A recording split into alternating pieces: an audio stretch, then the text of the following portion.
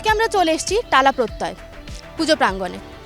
এখানকার আমরা সবাই জানি পুজো কিন্তু খুবই বিখ্যাত, কিন্তু আজকে আমাদের বিষয়টা পুজো নিয়ে না।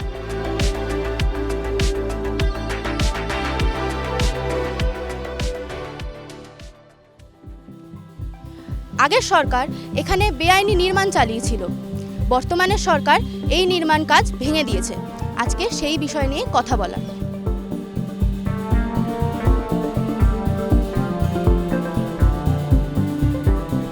টালা প্রত্যয় যে প্রাঙ্গণ প্রতি বছর দুর্গাপুজোর থিম ও শিল্প ভাবনার জন্য রাজ্য জুড়ে আলোচনায় থাকে, সেই প্রাঙ্গণে এবার অন্য এক কারণে শিরোনামে।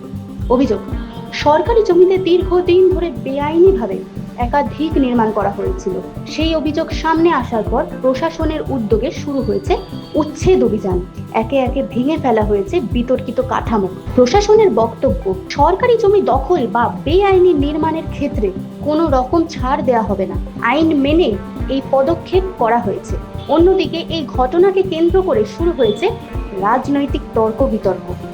এক পক্ষের দাবি সরকারি সম্পত্তি পুনরুদ্ধারের কাজ চলছে, অন্য পক্ষের অভিযোগ এই পদক্ষেপের পেছনে রয়েছে রাজনৈতিক উদ্দেশ্য। তবে পুজোর আবহাওয়ার মধ্যেও টালা প্রত্যয় এখন শুধু শিল্প বা থিমের জন্য নয়, বরং বেআইনি নির্মাণ ঘিরে হওয়া বিতর্কের কারণেও চর্চার কেন্দ্রবিন্দুতে। ক্যামেরায় দীপকের সাথে সৌরিকা, দ্য কয়েন।